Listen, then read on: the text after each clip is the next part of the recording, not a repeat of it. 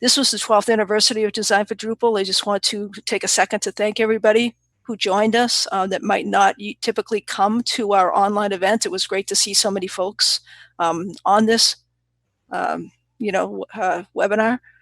The camp is typically, it's focused on design and front end, which makes us unique. So we'd love to have you continue to follow Design4Drupal and to, become part of our design and front end community on an ongoing basis.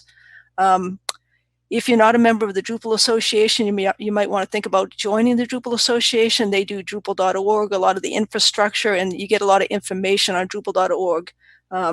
So think about that. And the next thing we're going to do is the contribution day. For those of you who signed up, if you didn't sign up, you still absolutely, you might be inspired by what Christina just had to say. As Christina said, the communication will take place on the Slack channels, the admin UI design channel or the admin design channel, either of those. There will be mentors available if you haven't participated in a Drupal contribution day before. There's folks there to help you.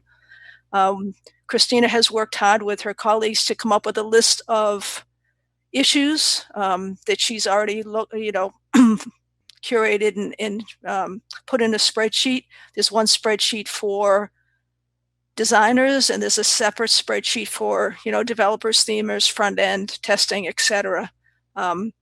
Today is a great opportunity to not only learn how to contribute, but also to network with folks, other design folks, other front end people in the Drupal community that you can work with going forward. And as she said, you can, start to contribute on a more of a long-term basis, even if it's only a couple hours a week that you're able to do it.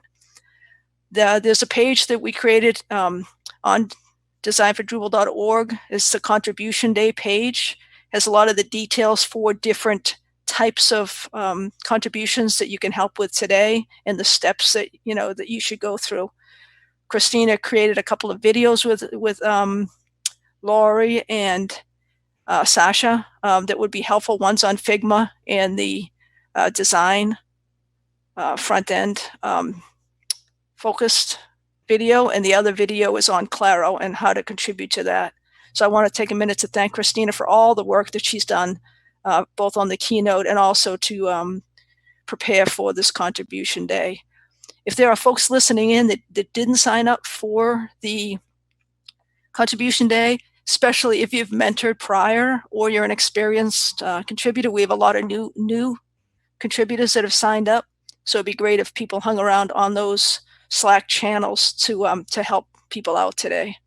We do have a set of slides that we're going to go through for people who are not familiar with contributing to Drupal. So feel free to stay on this channel. I'm going to share a different slide deck. Again, thank you to everybody that joined us today. We will now switch over to that first-time sprinters. It's usually a first-time sprinters workshop.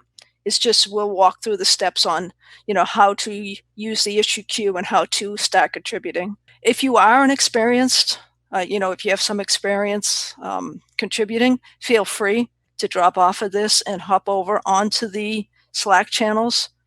Christina, Sasha, Kay, and there's other mentors that'll be over there that certainly can help you out. So remember to tag anything with D4D Boston so that they're aware that you're part of this 24-hour global contribution day. And feel free to go over and start contributing now. Take a look at the issues. If you could leave the novice issues for the first-time contributors, that would be super helpful, so that they can have success doing some of the smaller issues. And a first-time contributor doesn't have to, they may be the most experienced Drupalist, they've just never contributed before. So we're going to walk through these steps for anybody who's new to the process. So first of all, how do we communicate? As Christina said, it's on the Drupal Slack channel. I have the channels listed here. Today we're going to use admin UI design. But going forward, if you go to the hashtag contribute, that's another channel where people are always in there, mentors are always in there, and they can help you if you want to contribute, beyond just today. And we hope that you certainly do that. And there's also many channels based on interest. If you're interested in, it might be the olive arrow theme.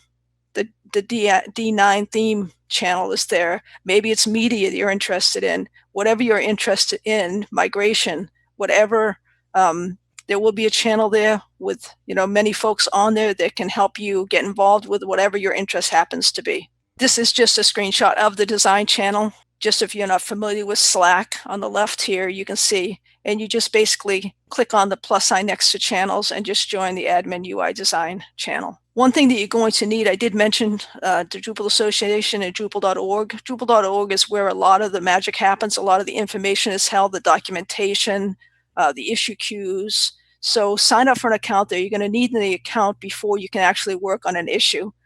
So sign up for an account at drupal.org/user/register. Real quick process to sign up there, and then you'll be able to start assigning, and working on issues. Once you sign up there, you'll have a profile. You can actually go in and look at anybody's profile and see what their interests are, what their background is. You can find other designers and things of that nature. So this is just an example of a profile page once you register and start working on issues. The issue queue itself, I'm looking just at Drupal core right now, and you can see that there are 22,976 issues. I don't think we're going to get to all of those today. Just kidding, of course. But there are plenty of issues. There's something for everyone. If you're interested in working on the documentation, there's issues for you. Testing, accessibility. You don't need to be a coder. You don't need to do front-end code or back-end code. There are plenty of issues that you can work on.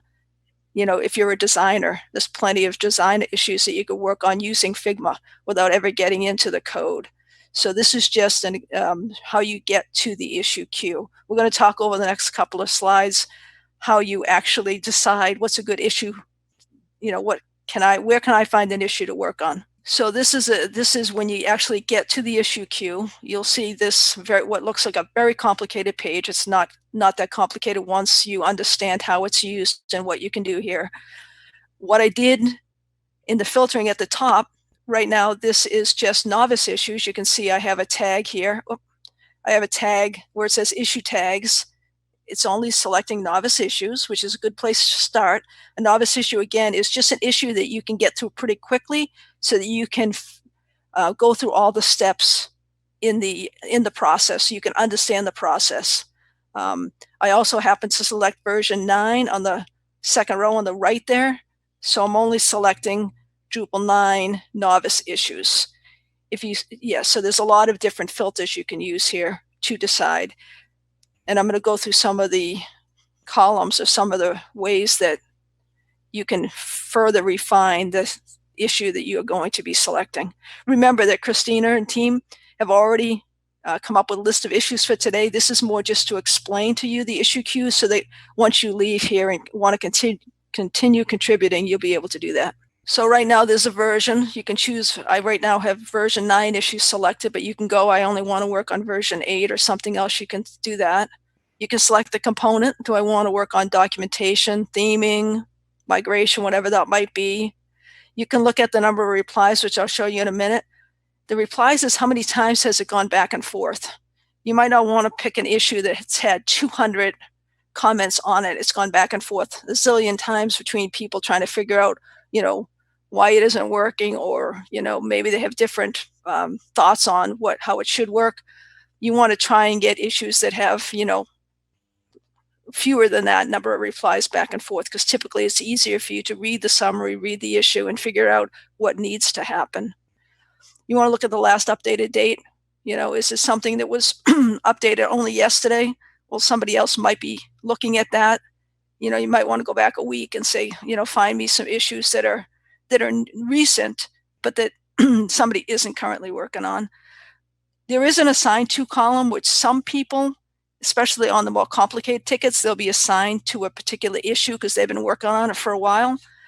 Please don't use that today. The recommendation is that you just add a comment on the issue, which I'll show you how to do in a minute. Don't assign the issue to yourself. That's just the standard, because a lot of novice issues, people will assign them to themselves and then never actually get to them, and they just kind of sit there. So the recommendation is that you put a comment on the issue, and the comment should say, I'm working on this issue as part of D4D Boston, something like that. And then you can look at the creation date, when was it actually created. There's different status levels on the issues. Again, this is something that you want to take into consideration when you're deciding what issue you might want to work on.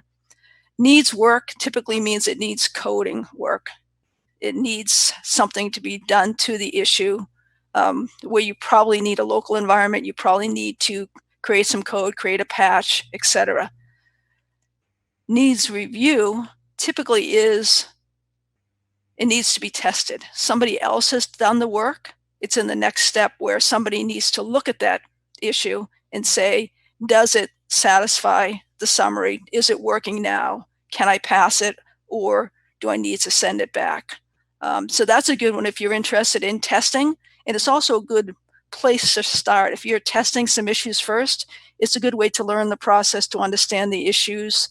And what you do is once you reviewed it, you'd move it to the next step, which is reviewed and tested by the community. That's basically where the issues sit until there's a limited number of people who could actually commit code to the Drupal core. They take the reviewed and tested by the communities, and they then move it to fixed and then closed. They might postpone it if it's not relevant or not needed anymore. So those are just the status levels to look at. So I typically recommend that you pick something either in needs work or needs review to start out. Then there's priority levels. There are critical issues where the system is completely unusable. It's a beta blocker. Data is being lost.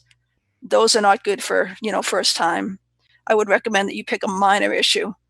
Those are typically like cosmetic issues, or maybe a normal, which is a bug that affects one small part of Drupal. So that's how you use the priority levels when you're selecting a ticket.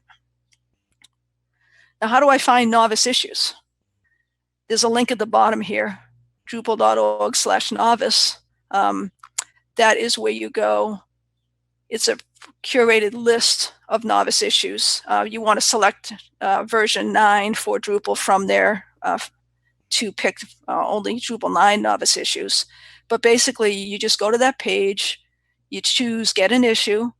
There's a link, and I'm going to show you the link on the next slide here. Here you go. So basically, you go to this page. There's a whole bunch of information on the page. You can see in the middle,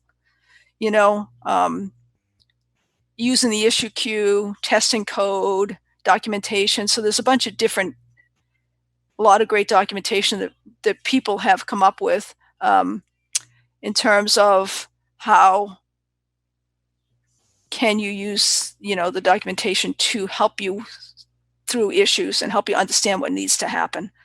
On the right-hand side, and it is cut off, I apologize. Let me just go back down there again. On the right-hand side, there's actually a link that's on the end of the first row here. It says direct link. If you click on that, you actually come to this page where it's filtered by just novice issues for Drupal 9. You'll see there are different colors here. Needs work is red, needs review is yellow. So you can do it by color coding to see what types of issues you might want. But some of the things I talked about, the status, you can see at the second column, needs review, needs work, priorities in the next column. These are all normal. Don't pick one that's a critical unless you're really adventurous. There's categories. Are they bug reports? Are they just tasks? What version? What component are they? So there's one of the questions is about the 7 theme, which is another admin theme that's still in Drupal 8. And as Christina said, will be there until Drupal 10. If you want to work on the 7 theme, there's an issue right there. It has gone back and forth 46 times under the reply column, but there's only 3 new replies there. It was last updated, I took the screenshot yesterday, 39 minutes prior to when I took the screenshot. So that's an active issue being worked on. It is assigned to somebody, which means they have been working on it. So that's basically how you read the columns on that. Again, I think I've talked about most of these. You check the status. Read the summary. At the top of each issue, there's a summary that's kept up to date. If you're interested in documentation, sometimes the ticket says just rewrite the summary. So you go through all the comments, you figure out, what state is this issue really in, and you just rewrite the summary so that people don't have to read every single comment. They can just read the summary to find out, basically the latest state of that particular issue. I mentioned this earlier. The recommended when you select an issue is to add a comment to the issue to let others know you're working on it. And I put a sample comment in here. I'm working on this as part of the D4D Boston event. Once you pick an issue, if you're not sure what to do next, as I said, there are mentors on those Slack channels, so reach out and just say, I selected this issue, I'm not sure what to do next, and they certainly would, that's why they're there. They really they enjoy helping people learn the issue queue, learn how to go through the steps so that, people will stay and will contribute going forward. And then follow the issue. When you follow an issue, it automatically appears on your dashboard, and I'll show you that. What I mean by that, here's my dashboard. You can see in the middle of the different posts, those are the different issues that I did something with at some point in time. And you can see, that'll be kept up to date. So you don't have to go back through the issue queue. I can't find my issue. Just go to your Drupal.org profile page and the issues will be there. Just click on the issue and you'll be back to where you started. So here's an example issue. This one happens to be needs review. You can see on the right-hand side the comments. I just took a screenshot of the last comments. You can see that somebody has added a patch to this. I'm not going to get into the different workflows and the different ways you can walk through issues, whether they need testing or need code. But this happens to be one that needed testing, and you can see a patch was created, which means the patch is the code that's going to fix the issue. And then there's a thing called an interdiff here, which basically is what are the code differences, what was changed, so that somebody that's reviewing this can look at the interdiff and say, this is exactly what was changed. And then you would apply that patch to see whether you'd take it before, you say it's Drupal 9, you go into straight Drupal 9, see the issue, take a screenshot of the issue, then apply the patch, take another screenshot, and see whether the issue was fixed. And then you'd move it to the next step, which would be, in this case, it would be, has been reviewed by the community. That would be the next step in the process here. So basically, at the bottom of the right-hand side of the screen here, you just type in your comment there. The comments go from, you can see they're numbered. I'm adding comment 39 at the top of the screen. You can see it goes 37, 38, 39. So the latest comment is always at the bottom of the issue that you're looking at. And screenshots are super helpful, especially if you're testing or if you're reporting an issue. That's something else you can do today. You can go to Drupal 9, start testing things, and if you see an issue, just go add an issue, log in to Drupal.org, create an issue, put some screenshots in and say, I found this.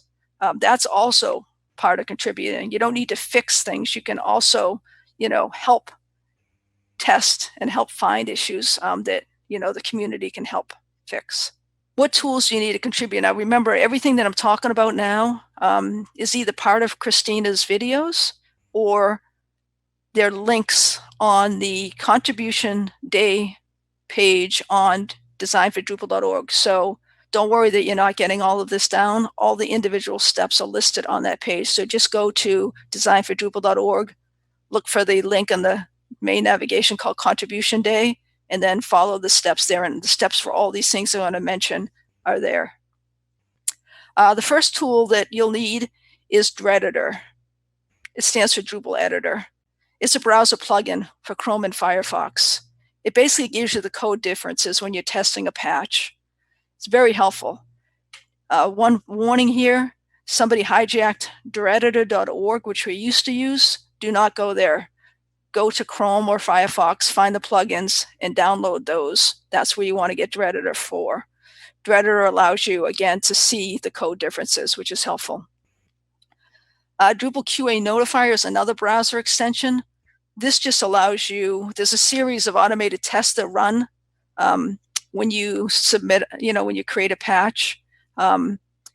This allows you to get a desktop notification when all the testing is complete, so you don't have to sit there and keep, waiting for your issue. You'll get a notification that it's passed, and then you can take the next step. So those are just two browser plugins. Everybody that contributes, whether it's well, the first one, the editor, whether you're doing documentation or testing, whatever, you probably should get that. This is just a screenshot of the editor for Chrome plugin.